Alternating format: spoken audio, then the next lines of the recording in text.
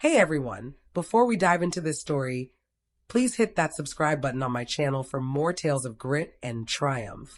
Now, let's get started. On a chilly fall morning, a text buzzed through, slicing the calm of my Seattle office like a shard through glass.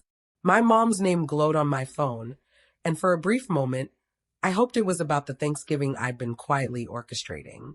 Instead, her message hit like a blow to the chest. Small gathering this year, just your sister's crew. Hope you're okay with it. I stared at the screen, my coffee cooling as memories of being the family's afterthought flooded back. I tapped out a single word, okay, and set the phone down, already plotting to transform their dismissal into something they'd never expect. I'm Abigail, a tech founder who built an empire from sheer determination, sleepless nights, and a fierce refusal to fade into the background. Years ago, I sold that empire for millions and bought a stunning estate in Manchester, Vermont, a secret I'd held close, planning to reveal it by hosting a grand Thanksgiving. I pictured their awe as they entered the elegant foyer, finally recognizing who I'd become.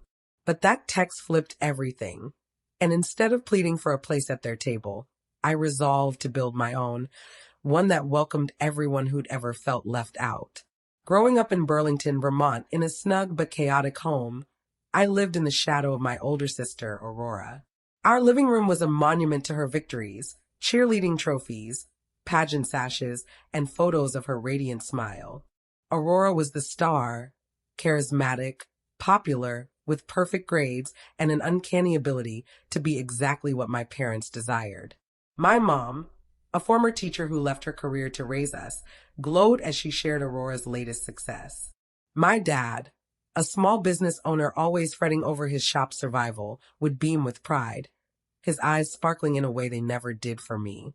I was the oddball who'd rather dismantle a computer than attend a school dance. In middle school, I'd escape to the library during lunch, teaching myself code while peers tossed insults like nerd, or worse. My high school math teacher, Mrs. Carter, was the first to spot my potential, handing me programming books with a quiet, "You're going to do big things, Abigail." But at home, my attempts to share my coding projects met with blank looks or swift topic shifts. Aurora just got into Dartmouth, my mom would announce over dinner, while my MIT acceptance with a scholarship earned a half-hearted. That's great, but Massachusetts is so far. It wasn't just that they didn't get my passion. They didn't even try. Every overlooked milestone, every conversation redirected to Aurora, carved a quiet wound I buried deep. The pattern of being sidelined didn't end when I left for college. It deepened. Holiday visits home felt like walking into a gallery of Aurora's life. Her old bedroom was now a pristine guest suite, while mine became a storage dump for holiday decor and broken chairs. I'd sit at the dinner table trying to share my MIT projects or internships, only for my dad to cut in with, "Did you hear Aurora and her husband are expecting their second?" My mom would nod, her face alight with pride, while I nudged mashed potatoes around my plate, swallowing the sting of being unseen. One Christmas, I brought a boyfriend home, hoping to share a piece of my life. But while Aurora's husband was embraced like family, mine got polite nods and stilted small talk before the focus swung back to Aurora's growing clan. At her wedding, I stood on the sidelines as 8 bridesmaids, some barely acquaintances, walked the aisle, while I wasn't even asked to help. I peeled potatoes and washed dishes during family gatherings, while Aurora mingled with guests, her laughter echoing like a reminder of my place. The deepest wound came years ago when my grandmother fell ill. I learned of it through a cousin, days after Aurora was summoned to her bedside. When I confronted my mom, she dismissed it. "We didn't want to trouble you with your busy job." I flew home anyway, heart racing, only to sit in the hospital waiting room while Aurora was included in every doctor's update. The message was unmistakable. I wasn't needed, not even in a crisis. That pain became my fuel, driving me to pour everything into my work. If my family wouldn't see my value, I'd prove it to myself. In my MIT dorm, while others partied, I built a desk from crates and coded until dawn. I juggled 3 jobs, barista, tutor, tech support, to cover what my scholarship didn't. My roommate, Mia, would find me hunched over my laptop at midnight. Warning: Abigail, you're going to crash. But I couldn't stop. Every line of code was a shield against my family's indifference. I graduated with honors and a small app for student study groups, modest, but enough to land a job at a Seattle tech firm. That role taught me the industry, but I craved more. I quit to start my own company with a loan from a professor who believed in me. That first venture tanked within a year, leaving me broke on a futon in a tiny Seattle apartment. I could have quit, taken a safe job like Aurora's at a bank. But the memory of my family's disregard pushed me forward. I joined a fast-growing tech company, fixed a critical bug that saved their platform, and rose to lead a team. Nights and weekends, I built my next big idea, an AI-powered software platform for small businesses. That became Nexus Core, my second company. This time I was prepared. Launching Nexus Core was like balancing on a high wire with no safety net. I sank my savings into it, moved into a cramped apartment, and survived on instant noodles and sheer will. 16-hour days bled into weeks of coding, pitching investors, and wrestling doubt. Some nights, I stared at my laptop, wondering if I'd made a catastrophic mistake, if I should have chosen Aurora's safer path. At a low point, I called my parents, desperate for a crumb of support. My dad listened for 30 seconds before saying, "Aurora doesn't deal with this stress at the bank." I hung up, tears stinging, and swore never to seek their validation again. Instead, I leaned on my chosen family. Mia, who let me crash on her couch when rent was tight, my old professor, who polished my pitches, colleagues who became mentors. When a venture capital firm poured millions into Nexus Core, it felt like the world finally saw what my family couldn't. Over the years, my company grew from a 3-person startup in my living room to a 100-employee operation with offices in Seattle, Denver, and Boston. We secured major clients, weathered market slumps, and outmaneuvered rivals. The girl ignored at family dinners was now running a multi-million-dollar company. After selling Nexus Core for a fortune, I bought a sleek Seattle condo with Puget Sound views and, on a whim, a breathtaking estate in Manchester, Vermont. I fell in love with its rolling hills and historic charm during a solo fall trip. The main house boasted 7 bedrooms, a guest cottage, and acres of trails and meadows, a perfect haven for my chaotic life. I hired Thomas, a local Vermonter with deep ties to the land, to manage the property.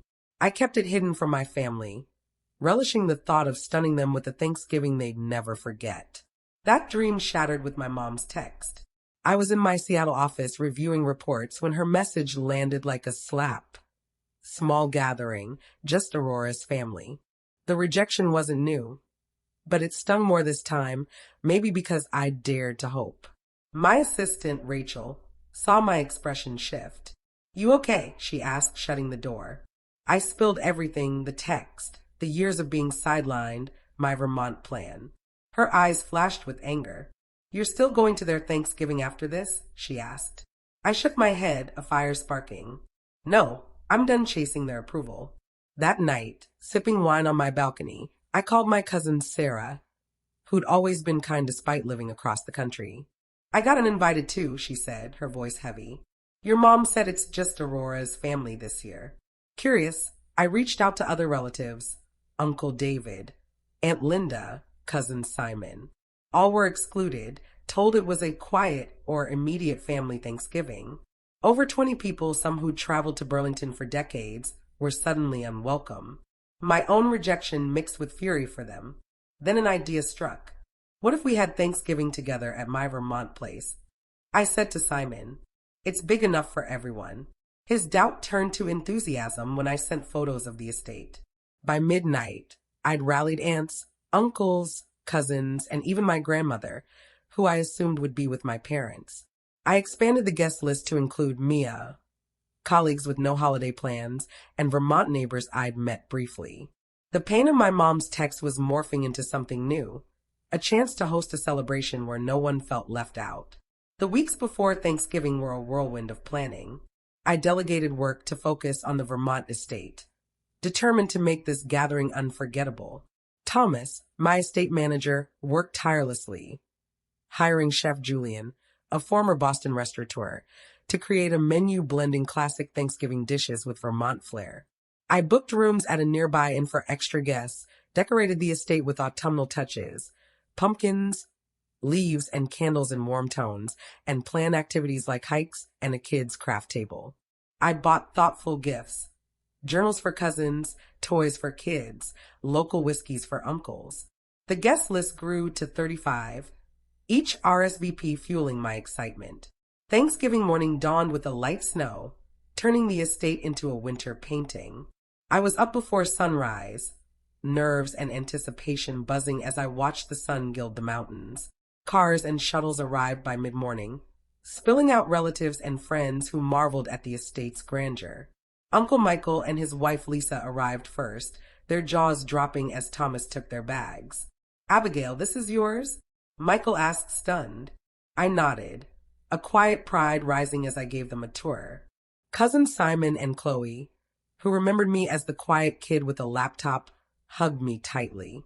"You were always meant for this," Chloe whispered, her words soothing old scars. Mia arrived with her husband, joking, "This beats our old apartment with the leaky sink." The house filled with laughter, music, and the aroma of roasting turkey.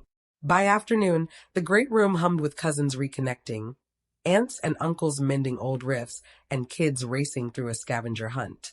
I stood by the fireplace, champagne in hand, ready to toast. "Thank you for being here," I said, my voice steady despite the emotion rising. "This is about building a space where we all belong, where we choose each other." Glasses clinked, and then Thomas appeared, looking startled. "Abigail, your grandmother's here." The room fell silent as my grandmother, leaning on her caregiver's arm, walked in. At 87, she moved slowly but with fierce resolve. I rushed to her, heart pounding. "Grandma, I didn't think you'd come." She smiled, eyes twinkling. "I told your dad I had a cold and needed to stay home, but I wouldn't miss this for anything." Her presence electrified the gathering. She settled by the fire, sharing family stories while cousins listened, captivated, as if she were a living history. Dinner was a triumph, perfectly brined turkey, stuffing with Vermont mushrooms, my grandmother's sweet potato recipe earning her nod of approval. Conversation flowed without the old tensions. As dusk fell, we gathered on the heated patio, fire pit glowing, blankets draped over shoulders. My old professor raised a glass to Abigail, who turns barriers into bridges. Then my grandmother stood, glass raised. "To brave hearts who forge their own way," she said, looking at me, "and to family who finally see them." Later, in the library, my phone lit up with texts from Aurora, my mom, and my dad. They'd seen social media posts, cousins sharing photos, Simon live streaming dinner. Aurora's message was curt, "Nice house. Didn't know you were this successful." My mom's was frantic, "Why is grandma there?" I ignored them, focusing on my guests until my grandmother entered, walker clicking. "Is that your family on the phone?" she asked. I nodded, putting it on speaker. Her voice cut through like a blade. "You've taken Abigail for granted, too. Long, always putting Aurora first. She's built an incredible life, and I'm here because she deserves to be celebrated. You should be too." Silence followed, heavy with truth. Tears pricked my eyes, not from pain, but from the weight of being seen. The day after Thanksgiving, my phone buzzed with calls and texts from my family. I silenced it, focusing on my guests. Some lingering for breakfast, others joining a hike to the pond. My grandmother stayed through the weekend, her presence a steady anchor. By afternoon, I couldn't ignore the messages any longer. In the quiet library, I read them. My mom's confusion, my dad's hurt, Aurora's accusation that I'd shown off to shame them. I called my mom, pacing as she answered. "Abigail, why didn't you tell us about this house?" she demanded. "I tried," I said calmly, "but you were always focused on Aurora. When you uninvited me, I created my own Thanksgiving with people who wanted to be here." My dad's voice came next, softer. "We didn't mean to exclude you. We thought a small holiday would ease Aurora's stress." I took a breath. "It's not just this year, Dad. It's been my whole life as the afterthought. I'm done waiting for your approval." Aurora broke in, her tone raw. "I was jealous, Abigail. You were always so free. So brilliant. I leaned into being the favorite because it was all I had. Her honesty caught me off guard. My grandmother, sitting nearby, nodded encouragingly. You've all got work to do, she said to them. Start by listening to Abigail. That call didn't mend everything, but it opened a crack. As Christmas approached, I debated inviting them to Vermont. My grandmother's words lingered. Healing happens in small steps. I sent an email inviting them to spend Christmas at the estate, framing it as a fresh start. They accepted, and on a snowy December evening they arrived. My mom gasped at the chandelier. My dad stood quiet, and Aurora's eyes held awe and regret. Welcome, I said, leading them to the firelit great room. Over dinner, the air was tense at first, but their genuine questions about my work eased the mood. My dad shared stories from his business, finding common ground. Aurora admitted, I was scared you'd outshine me, so I kept you at a distance. My mom's voice broke. We failed you both, Aurora with pressure, you with neglect. Those raw words were a beginning. Christmas morning brought gifts that showed they'd finally noticed me. Books I loved, art for my home. I gave them thoughtful gifts too, honoring their worlds without losing mine. Their visit wasn't flawless. Old habits crept in, but we addressed them openly instead of retreating. When they left, my mom hugged me tightly. Thank you for letting us in, she whispered. As their car disappeared down the driveway, I felt cautious hope. I'd built a life I loved, a family of friends and allies who saw me clearly. Now, maybe my blood family could too. Back in Seattle, I planned next year's Thanksgiving, picturing the estate alive with laughter. The pain of exclusion had forged something stronger, a table where everyone belonged. I'd learned family isn't just given, it's chosen, built, and fought for. And that was worth celebrating. Thank you for joining me on this journey. Your support means the world. If this story hit home, please hit the like button and subscribe to my channel for more stories of resilience and redemption. Share your own experiences in the comments. I'd love to hear how you've created your own sense of belonging. Here's to building tables where we all have a seat.